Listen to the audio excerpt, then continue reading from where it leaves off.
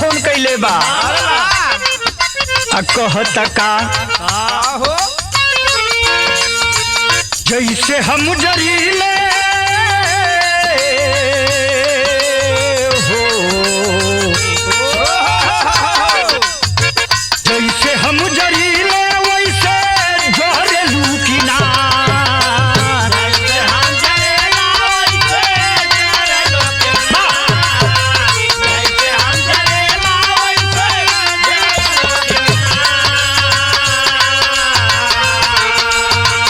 जैसे हम जरीले वैसे जोरेलू किनार अपना पगला के याद तू करेलू किनार अपना पगला के याद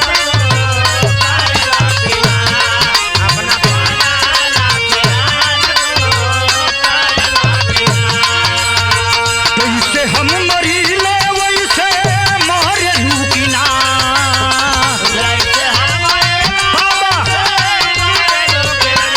रोवता कहता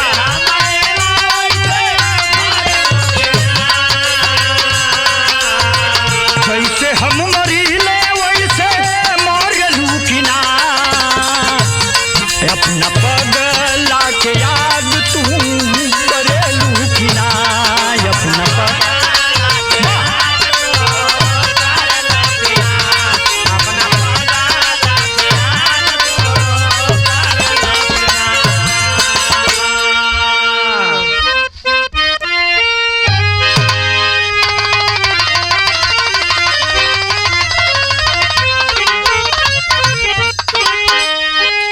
अब सवरिया रे गोइया हो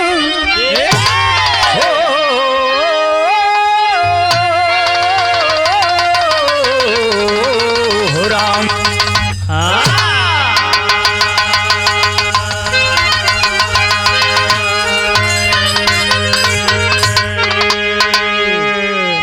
भैया हो मैं लोकगीत बिरहा गायक कलाकार राकेश यादव पप्पू आप सभी श्रोता दर्शकों के चरणों में प्रणाम करते हुए आज जौनपुर के धरती नटराज स्टूडियो से बिरहा रिकॉर्ड कर रहल बनी जा अंकुर भैया के देख रेख में शर्मा जात है।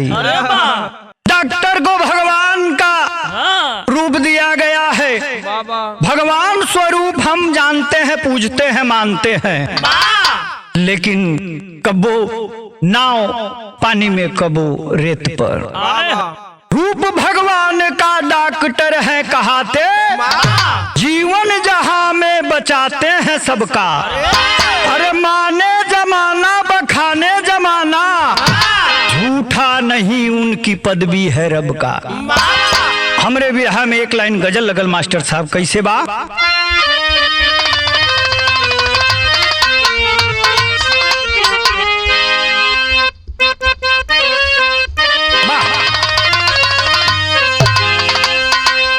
अरे मुझे तेरी मोहब्बत का,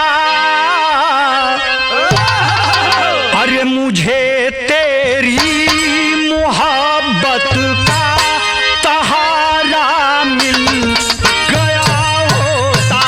मुझे तेरी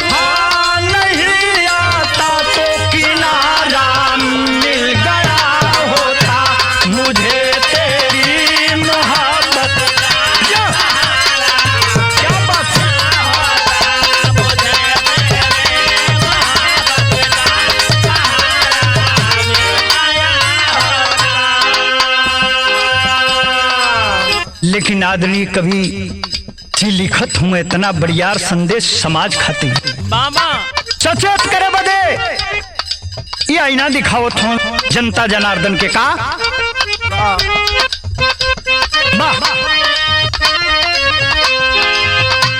गिर हीरायस तर जमाने का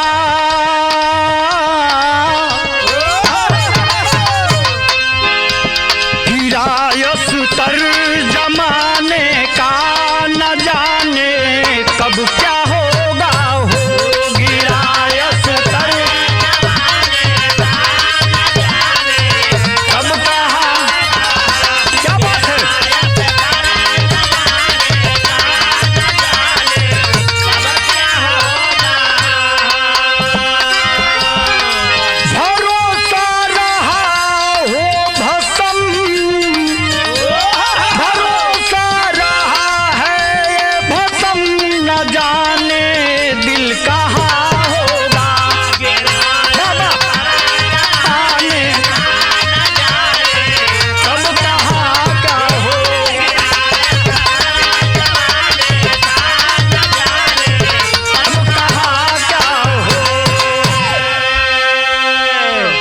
इतना स्तर मानव शैतान के रूप में अपना गिरा चुका है। ये भैया कब कहाँ के कितना बदल जाई, कब कौन दुर्घटना हो जाई, कहाँ कब के करी मन में हित रहब या कब मित्र रहब, कब दुश्मन बन जाइब, केहू नहीं खे जानत। ये कहानी कहाँ के बा मास्टर साहब, नजम के लाइन से कहना बा।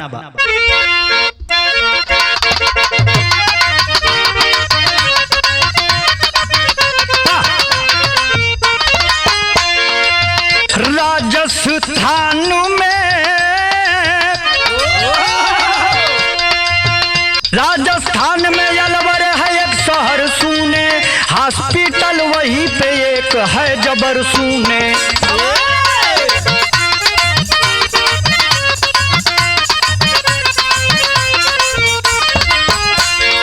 ए भैया राजस्थान में अलवर बड़ा सुप्रसिद्ध जगह बा, वहीं पर एक हॉस्पिटल है जिसका नाम मैं अभी नहीं बताऊंगा। बाबा महिला एक मरीज जो बहुत ही गरीब रही, महिला एक मरीज जो बहुत ही गरीब रही, हॉस्पिटल में भर्ती हुई फूटी बदनसीब रही।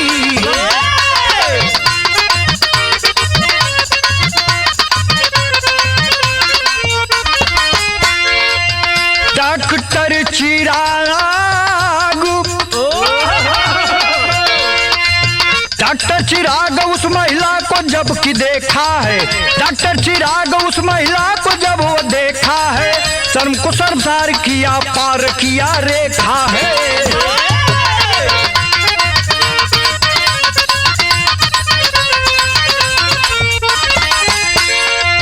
नर्स एक लेडीज साथ को निभाई है, नर्स एक लेडीज साथ को निभाई है, होकर नारी नारी की अस्मत को लुटाई है।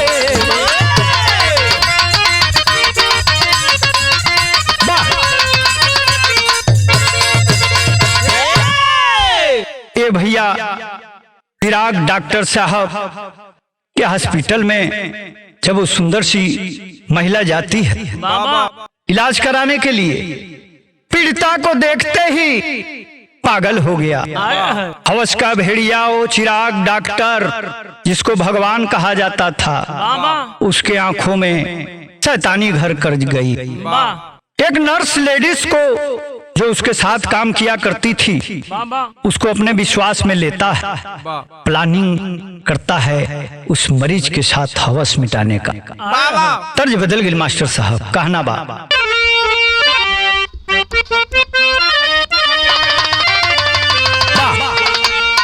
अरे सुन पगली रे पागल कहे ना दीवाना,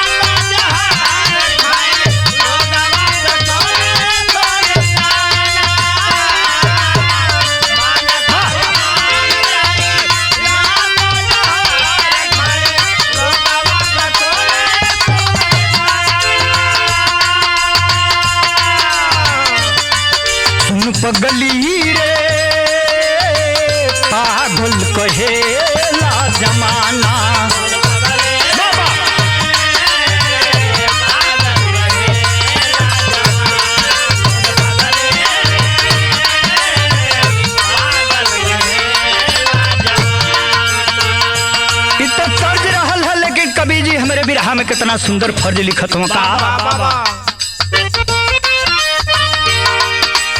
पपिया रे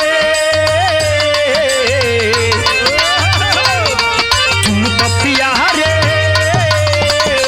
तू खुदिया बाबूला को भारी सुन पपिया रे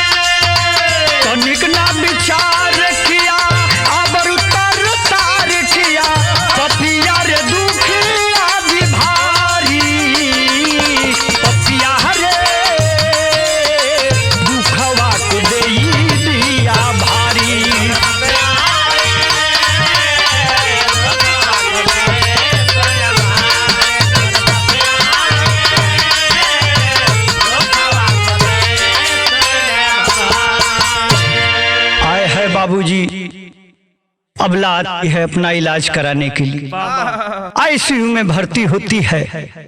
जान तो बचा लिया वो हैवान, लेकिन बेहोशी का इंजेक्शन उसी नर्स के द्वारा उस दुखारी को दिला देता है। जब वो बेहोश हो जाती है उसकी अस्मत को लूट लेता है। बाबूजी हमारे बिरहा में तर्ज बदल गई मास्टर साहब, कैसे बा?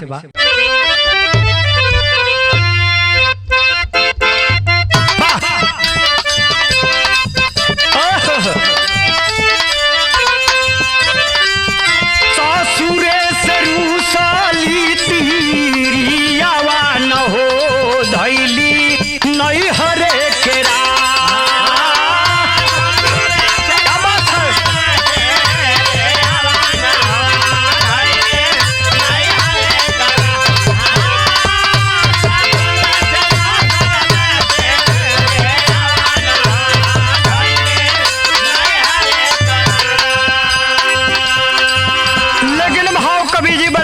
लिखत हम बाबा आईसीयू में भर्ती हूँ अबला हो, जब होकर इंजेक्शन का असर टूटल है, बेहोशी से होश की दुनिया में प्रवेश ले ले। बाबा कपड़ा गीला देख करके समझ गई बात को। ओहो, एक टके डॉक्टर चिराग हैवान मुझे देख रहा था, मौत से जूझ रही हूँ, इसको हवस ही बुझाने में मजा आ रहा है।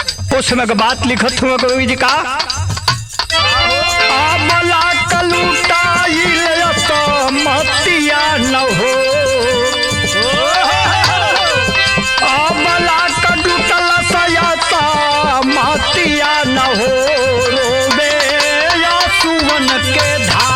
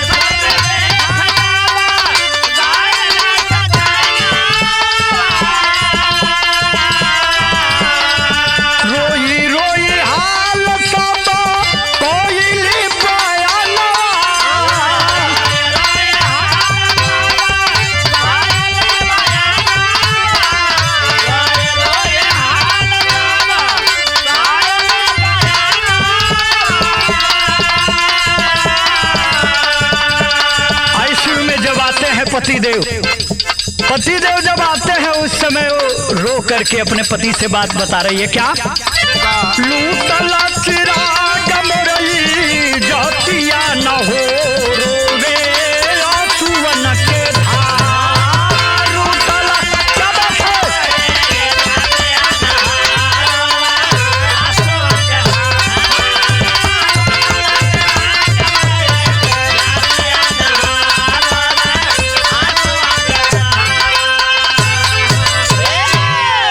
ये बाबू रो रही है, किस हैवान के पास हमें ला कर छोड़ दिए, इससे तो अच्छा मैं घर पर ही मर जाती।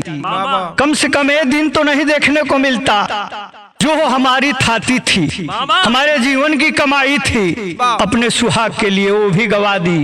मुझे यही तुम जहर का इंजेक्शन दिला दो।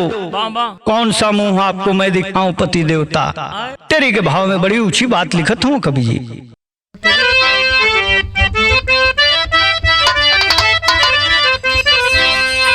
खबरिया सुन के फाटे छतिया, अरे खबरिया सुन के फाटे हो, खबरिया सुन के फाटे छतिया, कैले जिंदा रही उ लुटलस जीवन थतिया, अरे हो थतिया।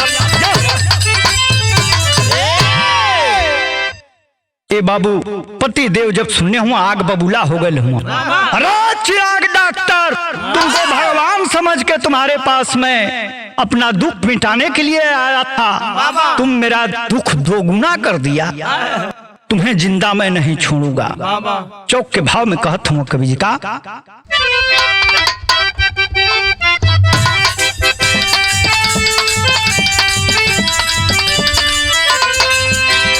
लगी है आग जिगरम पति के,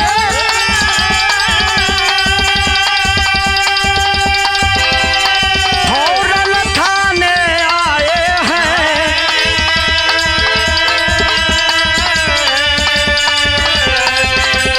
थाना प्रभारी से जाकर के सारी बात बताए हैं।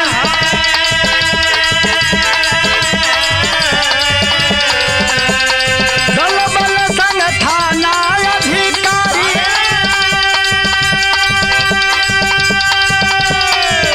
हॉस्पिटल तब आए हैं।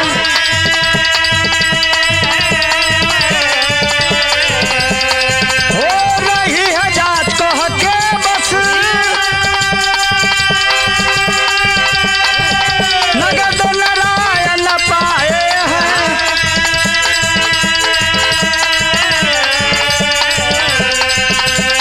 देने का धीरज धरना तब, दे करके दबाव बनाए हैं।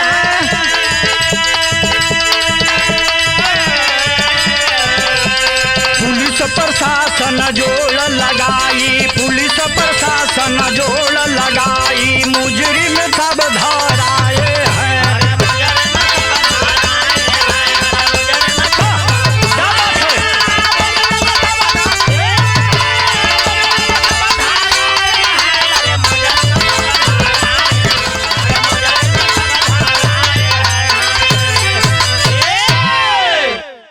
ए बाबू बहुत दबाव, राजनीतिक दबाव जब पड़ता है थाने पर, थाना प्रभारी आते हैं और मामला को सलटाने की फिराक में थे। जो भी लेन देन हुई फीका पड़ गया जांच। धीरज नौजवान नेता आगे ऐसा नहीं हो सकता है, बापू के देश में रहते हैं, सत्य अहिंसा हमारा परम धर्म है।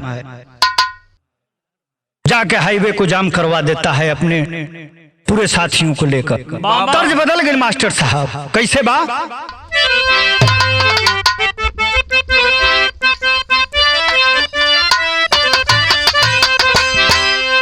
तर्ज से सुंदर फर्ज लिखत हुआ, नेताजी लोगन के आईना दिखावे बदे लिखत हुआ कि देखिए आप समाज सेवी हैं, आपको अपने से ज्यादा लोगों के लिए जिंदा रहना जरूरी है। आप हमारे नेता हैं, आप लोगों में इतनी बड़ी कमी रहेगी तो देश कैसे बचेगा? गुलामी की तरफ अग्रसर हम बढ़ते जा रहे हैं। कहत हूँ कबीर का,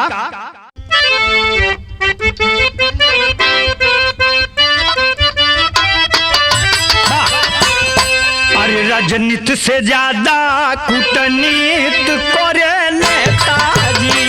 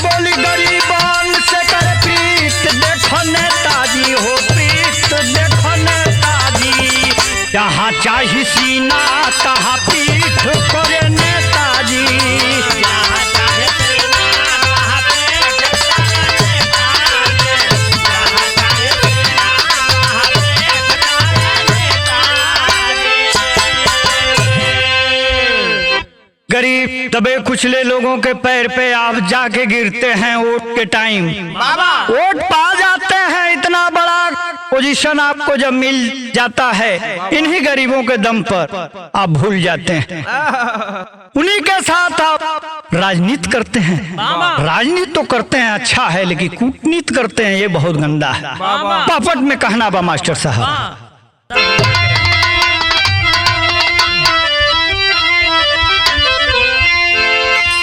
कहे प्रशासन धरना दो हटाई बतिया माना हो, अरे कहे प्रशासन धरना दो हटाई बतिया माना हो, उचित दंड मुजरिम के दिहल जाई बतिया माना हो।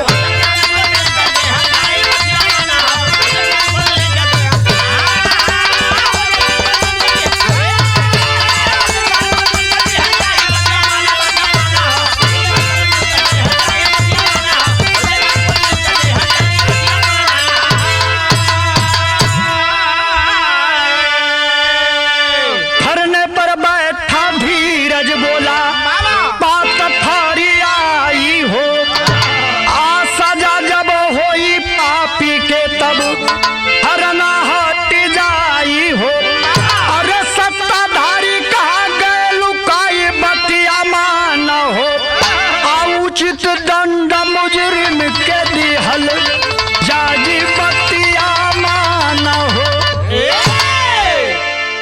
धीरज नौजवान नेता, युवा नेता जाके धरना हाईवे को जाम कर देता है। आए हैं डीएम साहब, अपनी बात को रखा है, कहा है कि जल्द से जल्द कार्रवाई हो, गिरफ्तारी हो और हॉस्पिटल को लॉक किया जाए, सीज कर दिया जाए। आल्हा के भाव में कभी बताओ तो का भइल?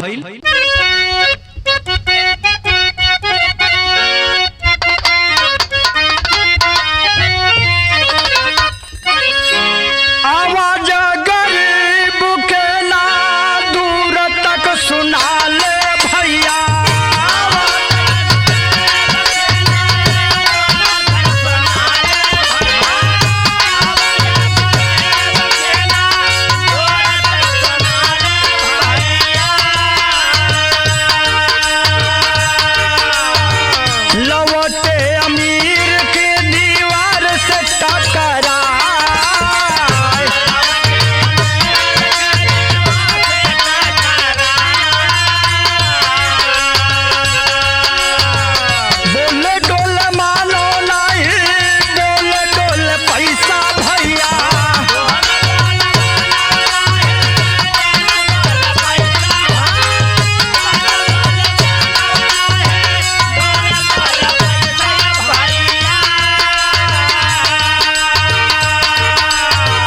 पैसे का आवाज आज सब सुनत बा,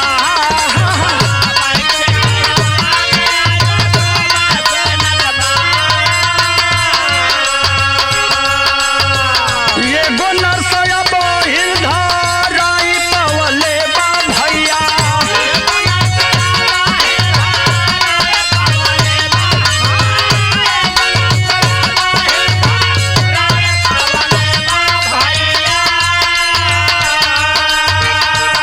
हॉस्पिटल के लाइसेंस होत ना बा,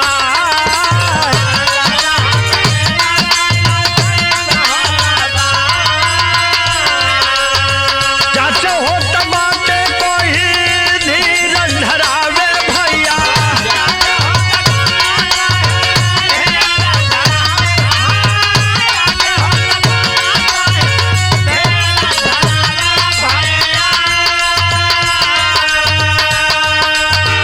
पैसा दे के दुखिया के चुप चाहे करा,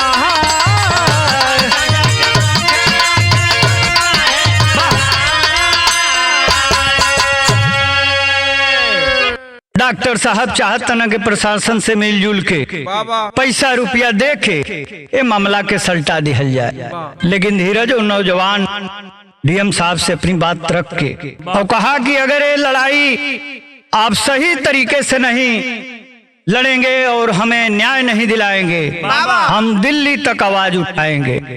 खड़ी के भाव में कहना बा मास्टर।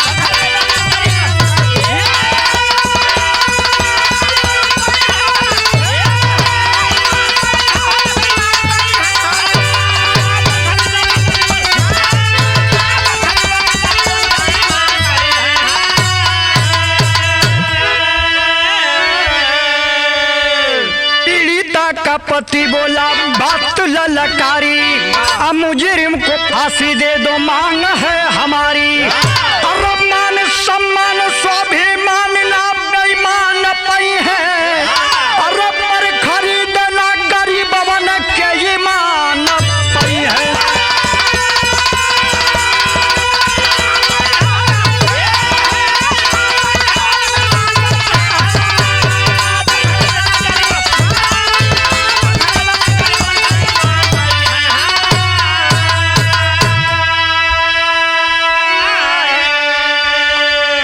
कुसुम पराग जद्दू देव काशी पूज्य हमारे, अरे धर्मेंद्र सुरेंद्र बिरहा में रंग पसारे हो। अरे खबरिया सुन के फाटे छतिया, लिखते ओम प्रकाश राकेश गरीबन के साथिया।